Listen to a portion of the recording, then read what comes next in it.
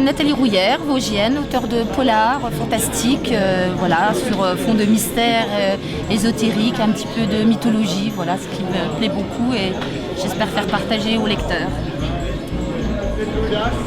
Bonjour, je m'appelle Renaud Benoît, j'ai écrit un livre sur le triangle de la Burne qui se situe entre le Puy-en-Velay, le Mont-Mézin et le massif du Pilat, le triangle des Bermudes français.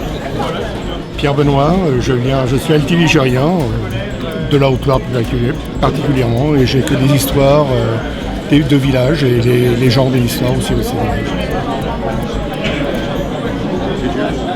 Bonjour, je m'appelle Grégory de Toffel, je viens de Belgique et j'ai écrit une histoire sur les adolescents avec du fantastique et de la réalité, mélangeant de la psychologie et tout le reste en fait. Et c'est mon premier roman. Bonjour, moi c'est Elodie Morgan, donc je viens d'Alsace, du Haut-Rhin. Donc je suis là avec une trilogie fantastique sur les vampires et un recueil de nouvelles fantastiques. Alors, je suis Stéphane Gérard, écrivain.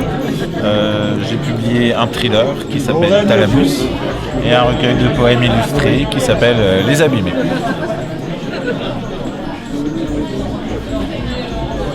Je suis Rémi Debord, je suis écrivain, auteur de théâtre et éditeur. Et homme de radio. C'est Alain Bérard, comme d'habitude, on n'a pas changé. Et puis, je suis vosgien, je suis pas loin d'ici. J'écris beaucoup de romans régionaux, j'écris de l'héroïque fantasy, de la science-fiction, un peu de tout. Et même des livres pour enfants, des fois.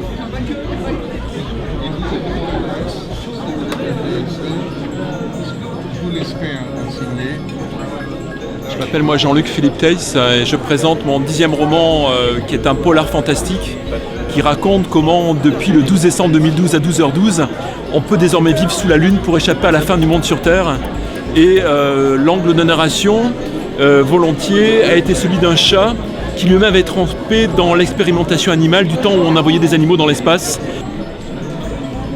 Je m'appelle Jay Alice, je suis là pour présenter plusieurs livres, une dizaine. Les 7 premiers, c'est une aventure fantastique qui démarre au fond d'un puits, donc les 7 tomes sont liés. Chaque porte, où il y a plusieurs portes, chaque porte correspond à un livre, chaque livre correspond à un monde différent. Ensuite, j'ai 2 thrillers, un qui se passe à Londres, qui est très tendu, un qui se passe à Manhattan, qui est très émouvant. Et le dernier livre, qui est la nouveauté de cette année, c'est un livre d'illustration qui tourne autour de l'heptalogie Peter Pot, qui est un livre qui a une série fantastique. Voilà. Bonjour, je suis là pour présenter le livre de mon père, Pascal Siméon, qui a écrit aux éditions Baudelaire, Jobo ou les aventures de Merlin d'Or. C'est un film du genre fantastique qui traite des géants. Donc il y a le pays du géant avec un... Il est l'auteur d'une BD musicale, donc Le Pantin sans visage. C'est donc une bande dessinée accompagnée d'un disque du genre bande originale, un peu à la façon des Walt Disney quand moi j'étais petit avec les cassettes et les histoires.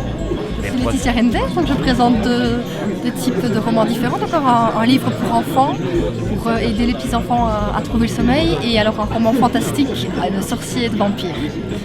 Bonjour, donc l'atelier Mosésu, une nouvelle maison d'édition. On essaye de faire des choses qui sortent un peu de l'ordinaire, avec des collections soit sur les vampires, soit sur un embaumeur aventurier où chaque auteur va se l'accaparer le temps d'une histoire.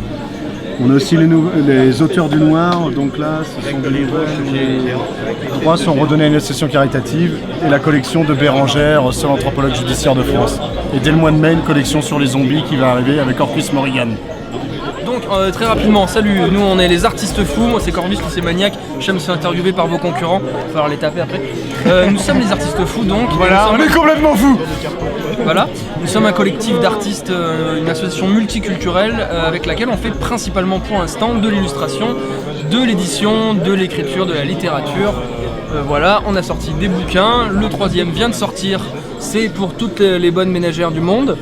Puisqu'il s'agit de caca et à lire dans les toilettes et ça se vend très très bien, donc ne rigolez pas, c'est génial. Comme quoi tout est possible. Tout est possible dans la vie. Voilà, il suffit d'être fou.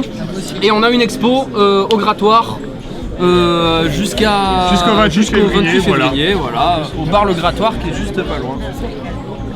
Bonjour, je suis Patrick Bourgeois, ça fait 21 ans que je viens au festival et moi je garde mon sérieux killer parce que je suis un schizophrène et je veux le faire partager.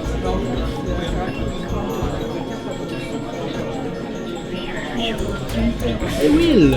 Salut. Bah ouais, moi aussi. Alors moi c'est Will Blackmind, Hans Guillaume aussi pour ce dernier livre sorti aux éditions Luciférine à la rencontre des gothiques, et Will Blackmind pour le recueil Noctambulant. J'ai toujours plusieurs casquettes. Animateur radio, poète, créateur d'images, et ça me permet de revenir à Gérardmer encore cette année avec grand plaisir et de recroiser notamment les amis du Petit Fantastique.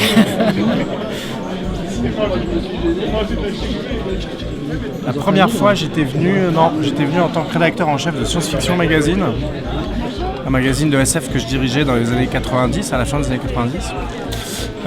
Et ensuite, la première fois que je suis venu en tant qu'auteur, ça devait être en 2002 ou 2003 par là, pour la Moira et donc mon premier cycle de fantasy, donc il y a quelques années. Vous avez participé aussi aux tables rondes, à la rencontre du fantastique. Oui, plusieurs fois. Et c'est vrai que je suis venu assez souvent pour mes propres livres. Je suis aussi venu avec la Ligue de l'Imaginaire, qui est un collectif d'auteurs auquel j'appartiens, et on était venu avec toute une bande d'auteurs, dont Maxime Chatham, Bernard Werber, Tillier, etc.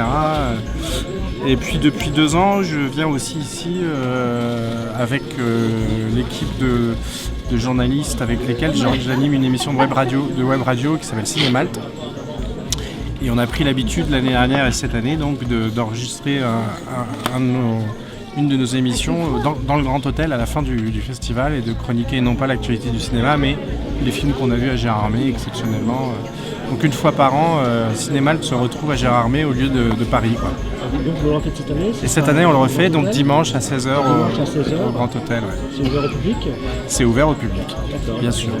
Voilà, ailleurs c'est déconseillé aux moins de 18 ans mais...